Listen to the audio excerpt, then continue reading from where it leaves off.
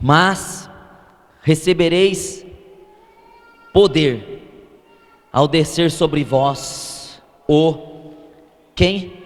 O Espírito Santo. E sereis minhas testemunhas, tanto em Jerusalém como em toda a Judéia e Samaria e até aos confins da terra. Vou repetir a leitura.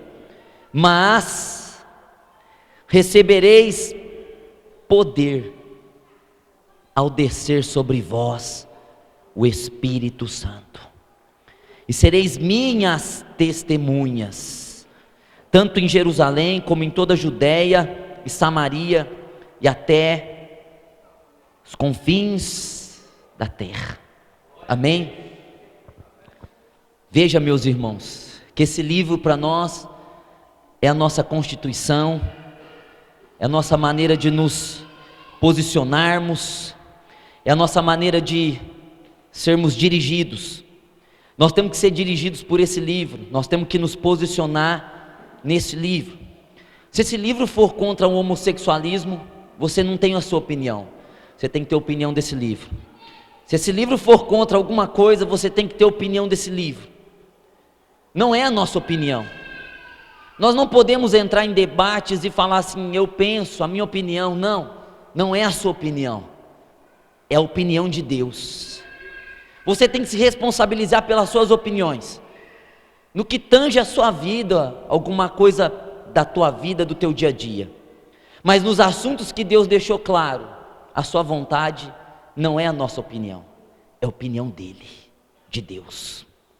Veja que Jesus, nesse ponto, está subindo ao céu novamente. Ele cumpriu toda a sua tarefa aqui na terra.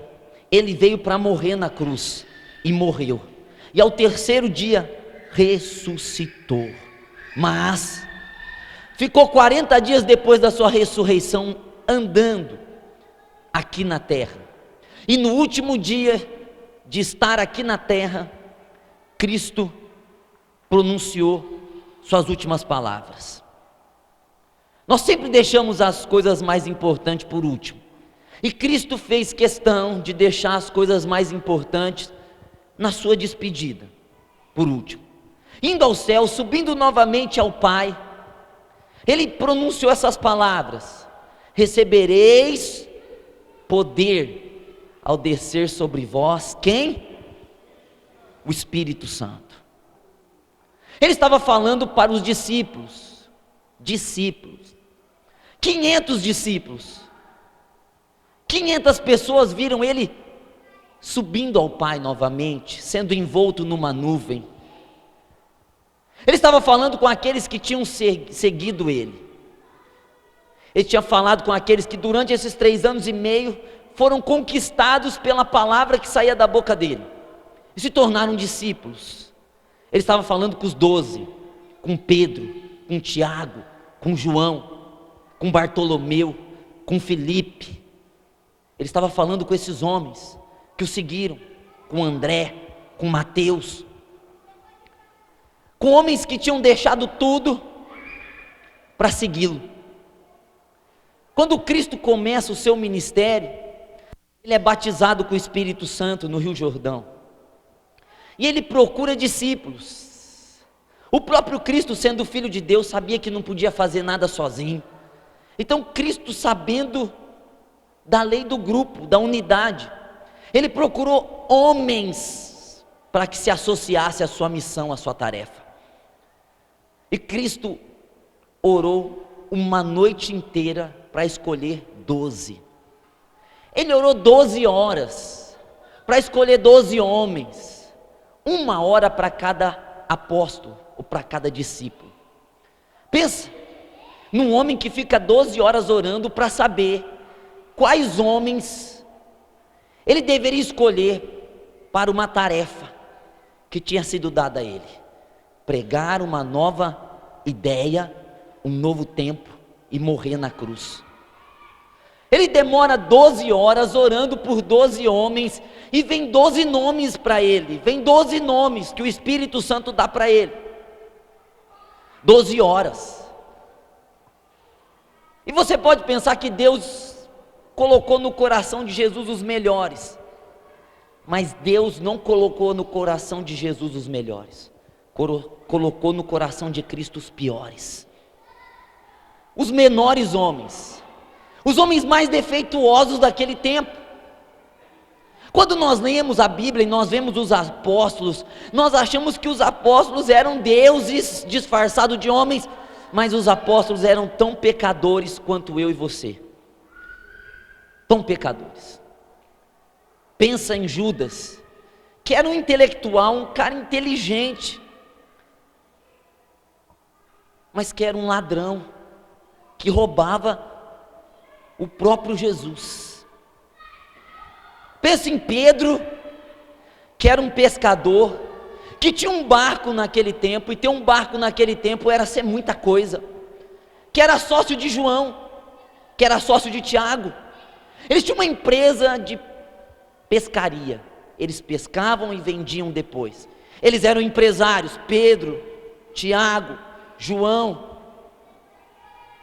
eram homens comuns. Pedro sabia só escrever um pouquinho e falar um pouquinho, os outros também. Mateus era o cobrador de impostos, era um homem odiado. Pensa nesses homens, comum, simples. Então o Espírito Santo coloca no coração de Cristo chamar esses homens. Pedro, que andava com uma espada, querendo guerrear com qualquer um. João, que queria que caísse fogo do céu. Tomé, que não conseguia acreditar nem vendo nos milagres de Cristo. Judas, que traiu. Cristo chama esses homens, tira eles da vida que eles tinham. Eles trabalhavam, ganhavam seu dinheiro, viviam uma vida comum, mas de repente Cristo chama eles. Cristo diz: vem, me segue. E a chamada de Jesus é tão forte que os discípulos simplesmente deixam tudo para trás. Pedro deixou a sua empresa, deixou seu barco. João deixou seu pai. Todos os discípulos deixaram tudo e seguiram um homem que tinha o discurso de ser o Cristo, o Filho de Deus. Cristo mudou a vida deles. A rotina deles era acordar de manhã, 4 horas da manhã, pescar às 6, 7 da tarde, da manhã, e ao mercado vender os seus peixes. Mas de repente Cristo chama, e eles saem daquela vida comum, rotineira, pacata, sossegada.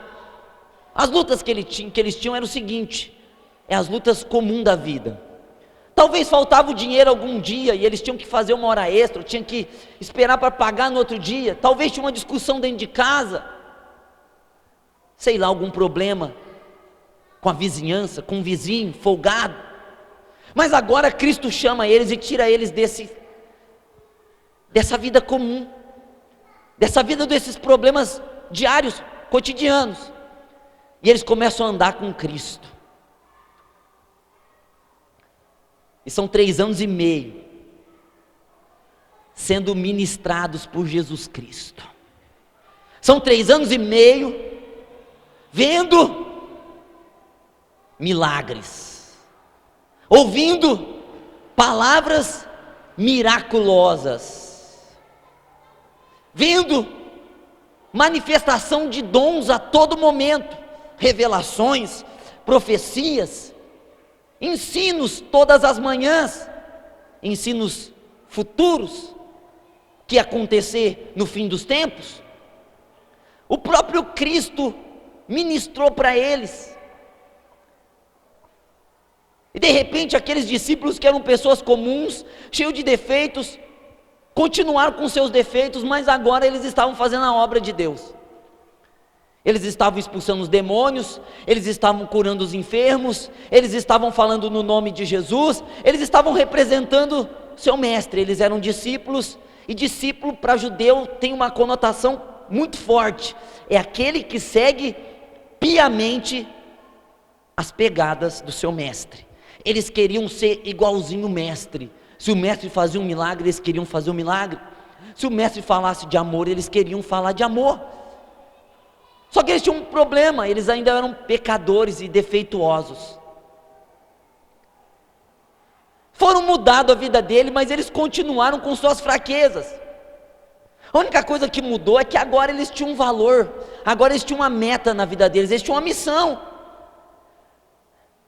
Eles não eram mais pessoas comuns que trabalhavam para comer, comia para dormir, dormia para acordar, acordava para trabalhar.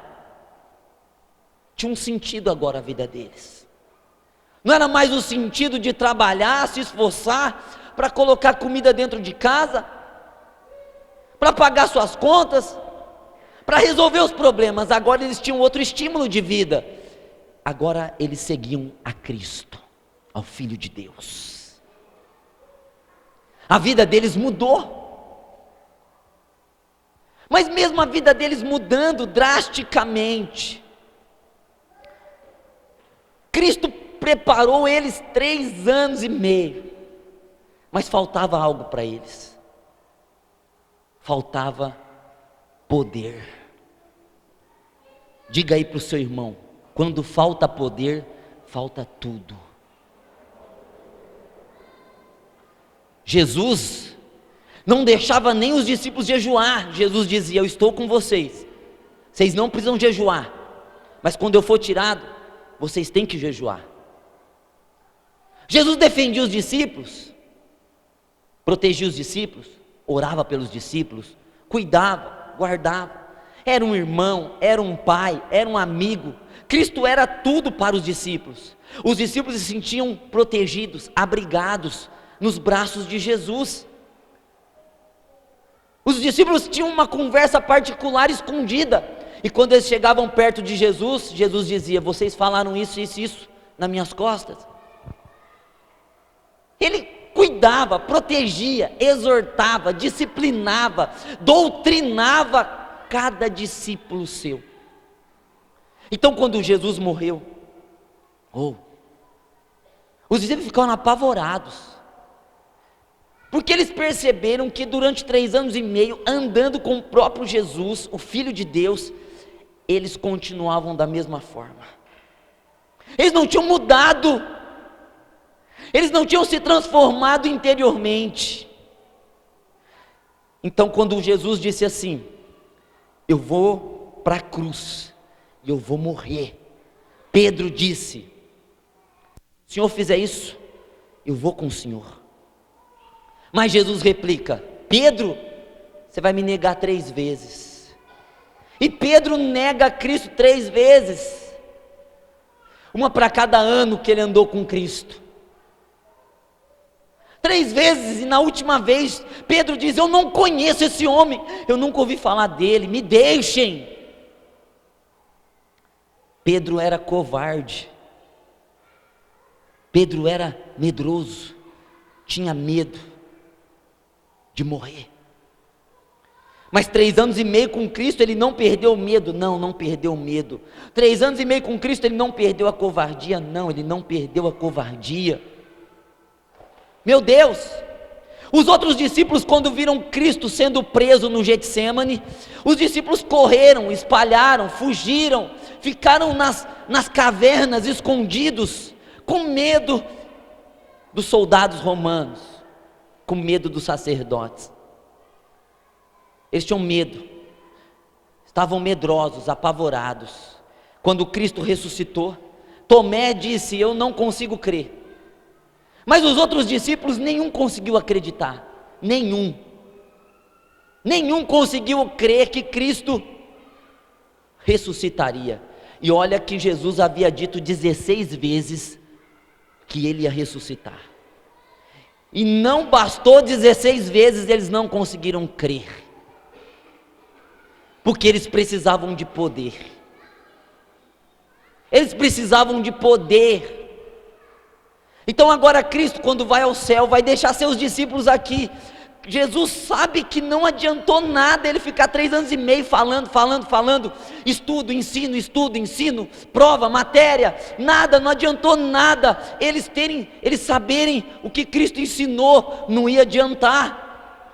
Os exemplos, as lembranças, a memória, os milagres, os fatos, os feitos de Cristo, não ia adiantar nada para os discípulos. Então, Jesus, antes de subir, disse: vocês precisam receber poder, e esse poder só vai vir quando o Espírito Santo vir sobre vocês. Meu Deus, sabe, discípulos comuns que andam com Cristo, e agora Cristo vai embora, e eles precisam se virar. A vida dos discípulos não ia ser fácil, então aquela vida difícil que eles iam ter, se eles não tivessem poder, eles não iam conseguir prevalecer. Se aqueles discípulos ignorassem essa mensagem, esse ensinamento de Jesus, eles não iam sobreviver, eles não iam suportar o que viria pela frente. O que viria pela frente ia ser muito pior do que tudo que eles já tinham vivido. E como viver dias difíceis sem poder? Me responde. Nós precisamos de poder. Jesus soube que esses discípulos precisavam de poder. Todo mundo está à procura de poder. Por que as pessoas querem o dinheiro? Porque o dinheiro é um certo poder. As pessoas fracas, elas tentam se matar. Por que elas tentam se matar? Porque falta poder dentro delas, para suportar as afrontas da vida. Ninguém está imune às provações e às lutas. Não pense você que você está sentado aqui dentro e que você vai fazer uma oração e essa oração vai te livrar de tribulações. Não vai te livrar. Jesus disse: no mundo tereis aflições. Esse mundo é um mundo de aflições. Esse é o erro de muita gente que está servindo a Deus. Acha que Deus é um escudo que vai protegê-lo de todas as aflições. Acha que não pode acontecer nada porque eu estou servindo a Deus. Não, eu sirvo um Deus vivo, por que isso aqui está acontecendo comigo? Não, eu busco a Deus, por que eu estou passando essa luta financeira? Mas eu estou na casa de Deus, eu oro, por que estão falando mal de mim? Eu busco a Deus, eu falo com Deus, por que me perseguem? No mundo você vai ter aflições e ponto final. Você pode orar, jejuar, você vai ter aflições. Se você não tiver poder, você não vai prevalecer diante do que te espera. Se você não tiver poder, você não vai conseguir controlar as lutas que vão vir sobre você. Era o que Cristo estava pensando para os discípulos: vocês precisam receber poder. Sabe por quê? Porque esses discípulos, eles iam ter muitas lutas, muitas. Sabe o que é guerra? Guerra para nós hoje é o seguinte: vamos começar com as guerras eclesiásticas, com a guerra da igreja. Guerra para nós hoje é assim, aqui dentro da igreja, vamos ver no mundo da igreja. Guerra é o seguinte: um irmão daqui, um obreiro não te cumprimentar na rua, você fica sentido e você diz assim: nossa, lá na igreja ele cumprimenta, aqui fora, meu Deus, ele passou por mim e fingiu que não me viu. Fica sentido, magoado, ofendido, pode até sair da igreja. Luta no campo da igreja é o seguinte: teu filho está fazendo bagunça na igreja e um obreiro vai lá e fala assim: ô menino, cala a boca aí, menino. A mãe vê e fala assim: quem é você para falar assim com meu filho? Olha, eu sou obreiro da igreja e teu filho está atrapalhando o culto e aqui tem que ter respeito. A mãe espera acabar o culto, vem para o pastor e fala assim: pastor, eu não vou vir mais na igreja. Por quê, irmã? Porque sabe aquele obreiro? Ele maltratou meu filho. Isso é luta. Quando você pega alguém que desviou, você pergunta para alguém que desviou: irmão, por que você parou de ir na igreja? Só tem gente falsa naquela igreja. Ah, pelo amor de Deus, tem muita fofoca dentro da igreja. Olha, eu parei mesmo porque o pastor não veio me visitar. Eu parei porque o pastor prefere mais fulano, beltrano, cicrano. Isso é luta eclesiástica. É luta da igreja. É alguém falar alguma coisa que você não gosta. Ou é o próprio pastor pregando a palavra falou alguma coisa que te incomodou. Então você se magoa. E você diz assim: rapaz, eu vou para a igreja para me encher do Espírito Santo, mas eu chego lá, pastor me fala isso, o obreiro me faz isso. Isso é uma luta. Gente, eu desanimo de ir na igreja desse jeito. Já é difícil ir, já é complicado ir. Agora quando eu chego lá, eu quero tudo perfeito, e aí acontecem coisas que me desagradam, eu me entristeço. Isso é luta hoje, isso é provação. Ou tem gente que diz assim: olha, eu não vou mais na igreja porque eu não aguento mesmo, eu não aguento as lutas, eu não aguento as provações. Eu comecei na igreja, parece que as pessoas que eram minhas amigas no mundo me abandonaram. Olha, eu comecei na igreja, eu orei, parece que as coisas pioraram, e eu não tenho força para ir na igreja. Eu estou desanimado, todo dia acontece alguma coisa, eu estou desanimado, começa da hora do culto, 6 horas, 6h30, me dá um desânimo, eu não tenho vontade mais de ir na igreja, eu não sinto a presença de Deus mais. Essa é a luta da igreja. Luta financeira, é aquela luta que nós não temos o dinheiro, e vem a cobrança na nossa casa, e isso perturba a gente. Bom, pelo menos quem tem caráter perturba. Outro dia eu conversava com um obreiro aqui, e eu falava de uma pessoa que der para todo mundo e dorme. E eu dizia: como que consegue dormir? Como que você consegue dormir? Você tem responsabilidade, você não consegue dormir, você quer pagar os outros.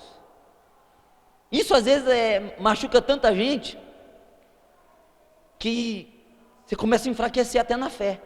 Meu Deus, quanta guerra financeira, quanta provação, quanta luta. Ser mandado embora do emprego, fui mandado embora do emprego, meu Deus, eu estou desanimado, eu te sirvo, e de repente tem um corte, e eu sou cortado da empresa, meu Deus. Aparece uma conta que você não esperava, quebra o carro, queima a geladeira. Luta familiar, filho que está dando trabalho, filho que não para de dar trabalho, é na escola, é com drogas, é com prostituição, é com más companhias, é respondendo, é rebelde. Problemas matrimoniais, desentendimentos entre homem e mulher, brigas, guerras, ciúmes, traições, lutas físicas, doenças, enfermidades às vezes que não tem diagnóstico. Essas são as nossas lutas, são as nossas provações. Se nós não tivermos poder, nós não prevalecemos. Mas agora eu vou falar a luta desses discípulos, que Cristo tinha dito assim: ó, vocês recebereis poder ao descer sobre vós o Espírito Santo. Começa então, eles no dia de Pentecostes, eles obedecem, recebem o Espírito Santo, eles ficam alegrinhos, fortalecidos, mas de repente começa uma perseguição tão grande, que os discípulos têm que deixar a casa deles, com tudo dentro, sair com a roupa do corpo, e fugir para as outras cidades, porque o governo porque quer capturá-los, matá-los. É a luta deles. Você tem uma casa própria, e de repente você conquistou aquela casa própria pelo suor, e de repente vem uma perseguição por causa da sua fé, e você tem que ir embora da cidade, correndo às pressas, deixar sua casa, deixar todos os seus pertences, porque senão você vai morrer, fugir para outra cidade, começar do zero. Isso é a luta dos discípulos. Será que nós íamos suportar um troço desse? De deixar tudo aqui, você tem que fugir para outra cidade. Esses discípulos fugiram, e onde eles chegavam, meu Deus, eles pregavam o evangelho e abriam uma nova igreja. Eles não se importaram com o que eles tinham deixado para trás, a casa, os bens, os móveis, as roupas, as joias. Eles saíram com a roupa do corpo, chegaram em outra cidade, estabeleceram, sofreram, mas quando eles estavam estabelecidos, eles simplesmente pregaram o evangelho e começaram o evangelho ali. O evangelho cresceu assim, porque os homens tiveram que fugir das suas próprias casas e ir para lugares que eles não conheciam e pregaram o evangelho. Sabe por que eles aguentaram? Porque eles receberam poder do Espírito Santo. Você não aguenta, irmão. Eu não aguento, irmã. Ninguém aguenta sem o poder do Espírito Santo. Ninguém. Esses discípulos aguentaram, e mais do que aguentaram, eles pregaram o evangelho ainda. Eles não se rebelaram, se revoltaram e disseram: nós não pregamos mais o evangelho porque nós aceitamos a fé e perdemos tudo. Não, eles simplesmente começaram a vida em outro lugar, do zero, do nada, e foram usados por Deus ainda para ganhar mais almas para Jesus. Isso é ser crente. Diga aí para o teu irmão: isso é ser crente.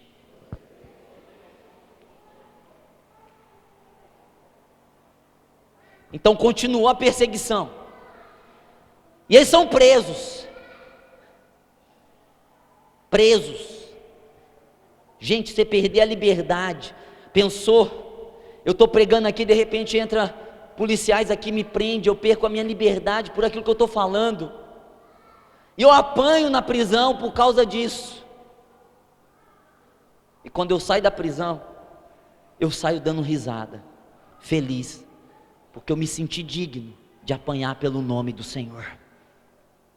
E diz a Bíblia que os discípulos estavam cheios de alegria e do Espírito Santo. Mas eles não estavam cheios de alegria e do Espírito Santo porque eles tinham muito dinheiro, porque as coisas estavam dando certo para eles. Eles estavam cheios de alegria e do Espírito Santo porque eles se sentiram dignos de apanhar pelo nome de Jesus Cristo. Apanhar pelo nome do Senhor. Essa geração de crente não aguenta uma palavra contrária que já quer desviar. Tem gente que, se for contrariada, sai da igreja. Agora você imagina a pessoa apanhar pela fé e se sentir feliz e cheia do Espírito Santo por causa disso. Sabe por que eles conseguiram? Porque eles tinham poder do Espírito Santo. Aí você pensa que Estevão é preso. Olha a vida dos discípulos. Pessoas normais que andaram com Cristo, de repente começa a acontecer um monte de coisa ruim com eles, e essas coisas ruins que acontecem com eles, é como se fosse um combustível para fazer eles crescer mais, eles serem mais fortes. Estevão foi apedrejado, e ele viu Jesus antes de morrer, e ele pediu perdão, pediu a Deus que perdoasse os que estavam tacando pedra nele. Sabe por que um homem consegue levar pedradas e pede para Deus perdoar os outros que o estão apedrejando? Porque ele tem poder dentro dele. Quando você não tem poder, a pessoa te ofende, você quer ofender ela, porque você não tem poder. Quando você não tem poder, a pessoa te dá um tapa na cara, você quer dar outro, porque você não tem poder. Quando alguém fala mal de você e você não tem poder, você quer falar mal dela, você não tem poder. Fazer o que todo mundo faz é fácil. Só pode fazer o que a Bíblia manda quem tem poder do Espírito Santo. Você pode ficar revoltado, irado, iracundo, porque alguém levantou uma calúnia de você, porque você não tem poder. O poder do Espírito Santo nos faz imunes, nós não sentimos as lutas. Não é que as pessoas não passam lutas, é que você não sente a luta. Quando você não tem poder, qualquer luta te derruba, te afronta, acaba com você.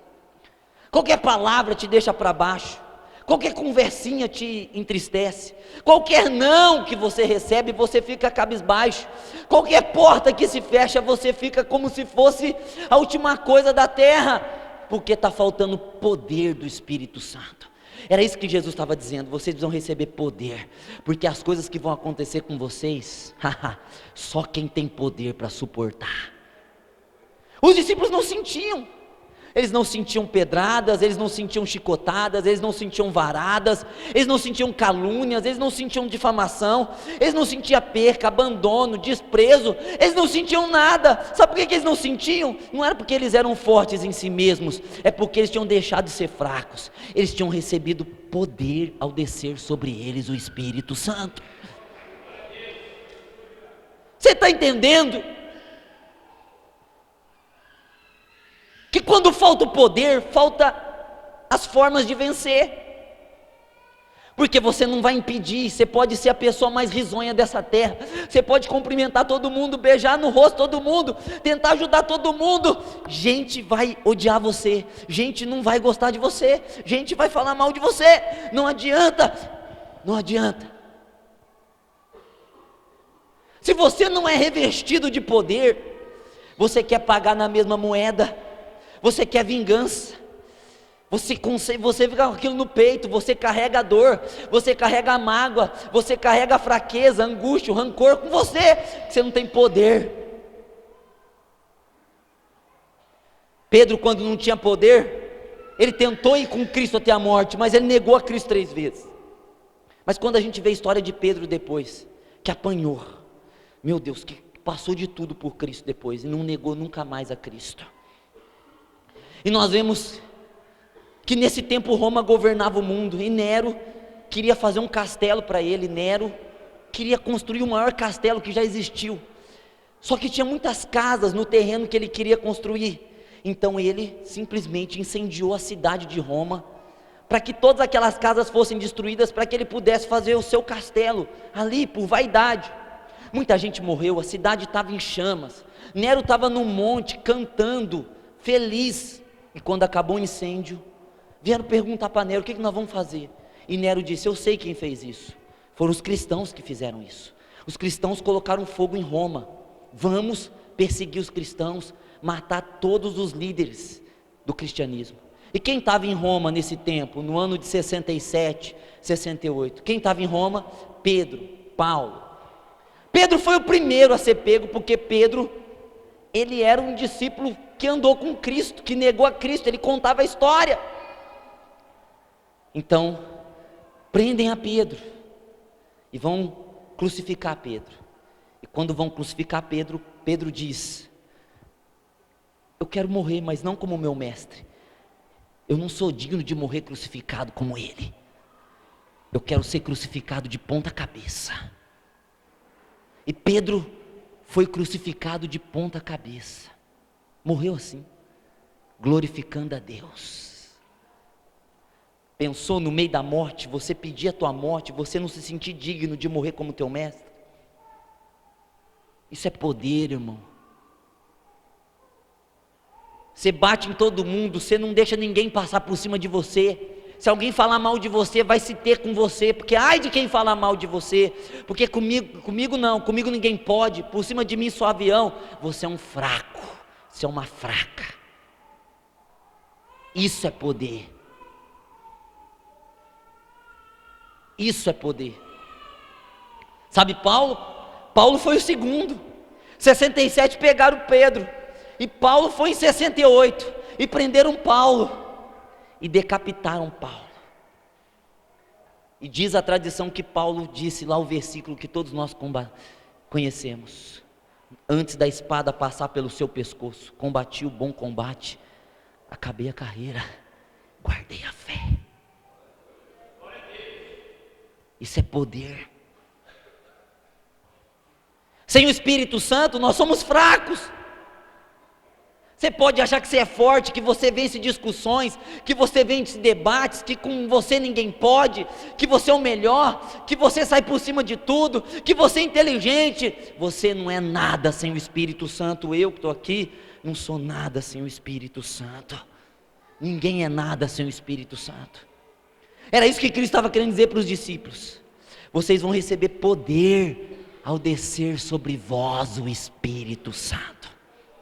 Para que serve o Espírito Santo, gente?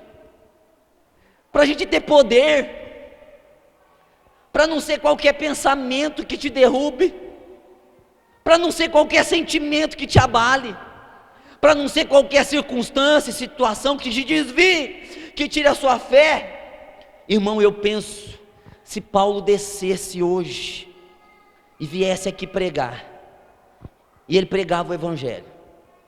Paulo, ele era desprezado porque ele era baixinho.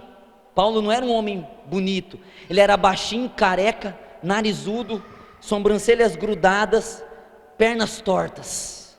A presença dele era desprezível, mas quando ele abria a boca, o reino de Deus o seguia. Eu penso em Paulo então descendo aqui na terra, e pregou aqui para nós, e de repente alguém chega e fala assim: Paulo, você pode visitar o irmão que deixou de vir à igreja? E Paulo disse: lógico que eu posso. Por que ele deixou de vir? Porque o obreiro repreendeu o filho dele. Eu penso em Paulo, irmão, dizendo assim: esse povo não sabe o que é servir a Jesus. Eles deviam viver no meu tempo, porque no meu tempo os filhos dos crentes eram jogados nas arenas para os leões comer, para ser entretenimento dos romanos. O Coliseu foi levantado como uma arena para que os crentes morressem ali, comidos pelos leões, e os filhos dos crentes também. E ninguém negava a fé. O pai via o leão comendo o filho, e ninguém negava a fé. O filho via o leão comendo o pai, e o filho não negava a fé. O marido via a esposa sendo devorada pelo leão, e o marido não negava a fé. Sabe por que esse povo era tão forte? Nada derrubava, nada batia. Essa palavra desânimo era uma palavra que eles não conheciam. A derrota era uma palavra que eles não sabiam o significado. Eles não sabiam o que era derrota, eles não sabiam o que era desânimo, eles não sabiam o que era perder a fé. Sabe por que eles não sabiam? Porque eles tinham poder do Espírito Santo de Deus. Sabe por que nós falamos dos nossos problemas, nós falamos dos nossos fracassos, nós falamos das nossas derrotas, nós falamos das fofocas de fulano que caiu, Beltrano que caiu em pecado, Cicrano que não servia a Deus? Sabe por que nós somos cheios dessas coisas, cheios de falar dos outros, cheios de falar dos nossos fracassos, cheios de falar: estou desanimado, estou cansado, eu não sei o que eu faço? Porque a prioridade nossa não é ser cheio do poder do Espírito Santo. Nós queremos ser cheios de poder, mas de outro. Nós queremos ser cheios do poder que aparece. Nós queremos aparecer, nós queremos fama, nós queremos dinheiro. O poder do dinheiro, nós queremos aparecer. E não é esse poder que nos faz forte. Só tem um poder que nos faz forte. Esse poder se chama poder do Espírito Santo de Deus. Os discípulos tinham que avançar, irmão. Quem de nós não tem que avançar? Os discípulos tinham que avançar. E qual pessoa aqui dentro dessa igreja que não precisa avançar? Jesus falou: vocês receberão poder ao descer sobre vós o Espírito Santo, e vocês vão avançar, vocês vão ser minhas testemunhas. Sabe o que é ser testemunha? A palavra, aqueles que morrem. Sabe, a cigarra, ela canta até explodir. Ela não para de cantar, ela vai até explodir. Jesus estava dizendo assim: vocês vão receber poder ao descer sobre vós o Espírito Santo, e vocês vão ser minhas testemunhas. Vocês vão até a morte falando a mesma coisa. Vocês vão até a morte crendo da mesma forma. A morte não vai vencer vocês. Os demônios não vão vencer vocês. Os homens não vão vencer vocês. Os impérios do mundo não vão vencer vocês. Nada pode vencer vocês, que vocês vão ter um poder invencível dentro de vocês. O poder do Espírito Santo. O poder do Espírito Santo nos faz ser testemunhas. Nós não afinamos. Nós não afinamos. Nós não retrocedemos. Hebreus capítulo 10, versículo 38 diz, 37, 38 diz, que o justo viverá da fé. E se ele recuar, a alma de Deus não tem prazer nele. Não há como recuar, não há como retroceder. Esse poder do Espírito Santo tira a nossa fraqueza. Se você é sentimental demais, o poder do Espírito Santo te faz ser forte. Se você está cansado, o Espírito Santo de Deus, a força desse Espírito, te renova. Se você está abatido, o poder do Espírito Santo te levanta. Sabe, meu irmão, que você está precisando, que eu estou precisando, que nós estamos precisando? Do poder do Espírito Santo. Você ter testemunhas, testemunhar, falar, anunciar, proferir, em todo lugar. Como que esses discípulos que não tinham nada, que não tinham estudo, que não tinham dinheiro. Gente, pensa num povo desprovido de tudo. Eram os discípulos de Jesus. Eles não tinham dinheiro, eles não tinham casas, eles não tinham estudos, eles não tinham direitos, eles não tinham facilidades, eles não tinham nada. E Cristo fala assim: recebam poder, porque quando esse poder vir sobre vocês, vocês vão ser testemunhas aqui onde vocês moram, em Jerusalém, mas vocês vão ser também na Judéia, na Samaria, vocês vão até o confim da terra. Como que vai até o confim da terra sem dinheiro? Como que vai ao confim da terra sem saber falar? Como que vai ao confim da terra sem estudo? Mas esses discípulos foram revestidos de poder, e eles foram aos confins da terra. Se a igreja no mundo inteiro tem 1 bilhão de crentes, tem mais ou menos 1 bilhão de crentes na terra. 1 bilhão, já pensou? Tem 7 bilhões de pessoas na terra. 1 bilhão é crente. Esse 1 bilhão não consegue, não adianta, não consegue pregar no mundo inteiro. Não consegue. Tem países inteiros que o evangelho nunca entrou lá dentro. Tem uma tal de janela 1040, que é um lugar do mapa que parece uma janela, chama janela 1040. É um lugar, é uma tira do mapa do mundo, é uma tira que nunca o evangelho entrou lá. 3 bilhões de pessoas nunca ouviram falar de Jesus. 3 bilhões de pessoas nunca ouviram falar de Jesus. A maioria desses 3 bilhões está dentro dessa janela que chama janela 1040. Mas esses discípulos, eles não tinham folhetos, eles não tinham ônibus, eles não tinham um microfone desse, eles não tinham carro, eles não tinham televisão, rádio, eles não tinham nada, eles só tinham a cara, a coragem, e eles eram cheios do Espírito Santo, e eles evangelizaram o mundo inteirinho, em 60 anos, 60. Eles foram aos confins da terra, depois que Cristo disse isso para eles, passou 60 anos, eles estavam na terra inteira, pregaram na terra inteirinha, porque eles não acreditavam, irmão, em nada. Eles não criam em nada, eles criam no que Cristo tinha dito. Se eu for cheio do poder do Espírito Santo, eu posso ir aonde eu quiser. Eles acreditavam no que Cristo tinha dito. Esse é o nosso problema. É isso. Nós acreditamos nas outras coisas.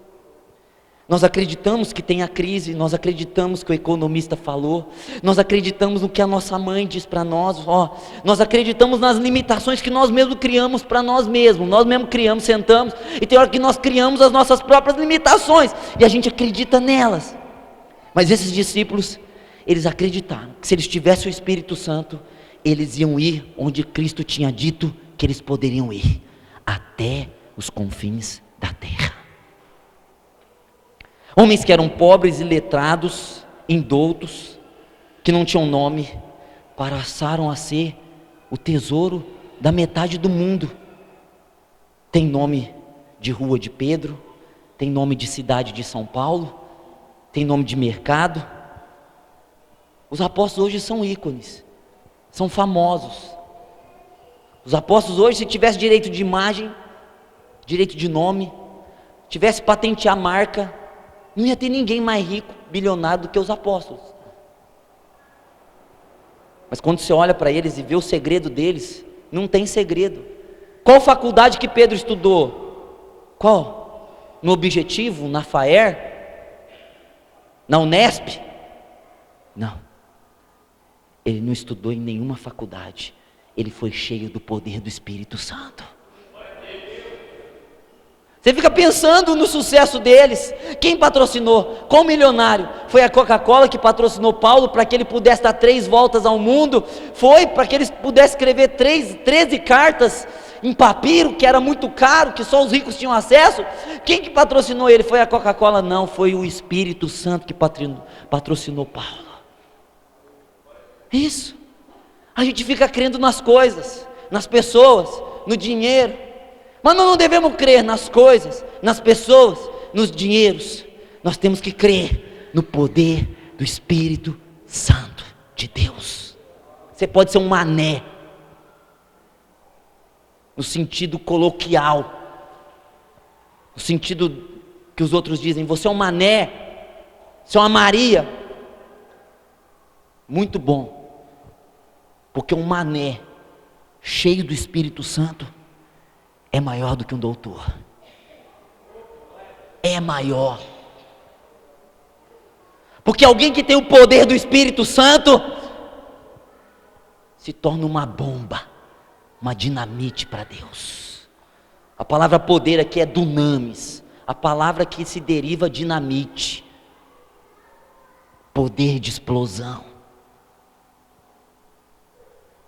E você está parado, sem esperança, achando que o ano está ruim, achando que Deus não está te vendo, que Deus não está te ouvindo, que você passa mais luta que todo mundo, que você é o coitado, que o seu destino é sofrer, que parece que para você as coisas são mais difíceis do que para os outros. Conversa, irmão, conversa. Satanás na sua cabeça, Satanás é o demônio. Se você recebe o poder do Espírito Santo, dinamite, dunamis, poder de explosão, nada pode te segurar. Maior é o que está em nós do que o que está no mundo. 1 João 4,4. Você acredita nisso? Você acredita que você tem um Espírito que é maior, que é excelente, que é superior, que transcende? Tem gente que está se sentindo inferior, incapaz. Eu não posso, eu não consigo, eu não tenho, eu não sou, eu não vou ser. E tem coragem depois de falar que o maior está em você? Se o maior está em você, você pode. Se o maior está em você, você é. Se o maior está em você, você consegue. Se o maior está em você, você pode tudo nesse Deus que te fortalece. Jesus estava dizendo: recebereis poder. Como se Cristo estivesse dizendo hoje, se fosse hoje, linguajar grego, vocês vão receber dinamites ao descer sobre vós o Espírito Santo. E quando o Espírito vier, vocês sentirem o poder, vocês terem um poder, vocês vão ser testemunhas, vocês vão até a morte. Ninguém pode com vocês, ninguém poderá resistir. Uma das ordens que Deus deu para Josué é uma promessa. Josué capítulo 1 versículo 5: ninguém poderá te resistir todos os dias da tua vida. Recebereis poder ao descer sobre vós o Espírito Santo. Se você soubesse que o que você precisa é o poder do Espírito Santo, você buscaria. Se você soubesse que o que mudaria a tua vida, a tua trajetória, tuas finanças, teu casamento, tua saúde, teus empreendimentos, tua mente, é o Espírito Santo, você o buscaria. Se você acreditar, se você crer que o que Cristo disse, que o que nós precisamos é o poder do Espírito Santo para nada nos segurar, para nenhum obstáculo ser tão grande a ponto de nos travar, nenhum gigante nos amedrontar, nenhum mar nos impedir. Se você souber, você busca o poder do Espírito Santo. É o poder do Espírito Santo que nós precisamos. Recebereis poder ao descer sobre vós o Espírito. Testemunhas em todos os lugares. Avancem, discípulos, mas antes de avançar, recebam poder. Você não precisa avançar, meu irmão. Você não precisa avançar, minha irmã. Você acha que você ainda não pode dar a volta ao mundo? Você não pode chegar no seu objetivo? Cristo estava dizendo, se o poder do Espírito vir sobre você, vocês vão até o confim da terra. Cristo estava querendo dizer, não tem limite para você. Se tiver confins da terra, é lá que você vai. Ou seja, Cristo estava dizendo, não tem fundo que você não possa chegar, não tem alto que você não possa chegar. Não existe impossível para quem recebe o poder do Espírito Santo. Não há impossíveis. Então eu quero que você agora, aleluias, busque o Espírito Santo de Deus. Recebereis poder, power, dunamis, dinamite, ao descer, meu Deus, dá uma outra coisa aqui, ao vir sobre vós o Espírito Santo. Aí a gente lê aqui testemunha, a gente acha que é uma coisinha. Que coisinha? Ser testemunha é você ter algo dentro de você e ninguém te tirar. Ter uma convicção e ninguém ser forte o suficiente para arrancar isso de dentro de você. Feche seus olhos agora. Deu calor. Cheire de candalaba, lava, lava, lava, lava, lava, lava.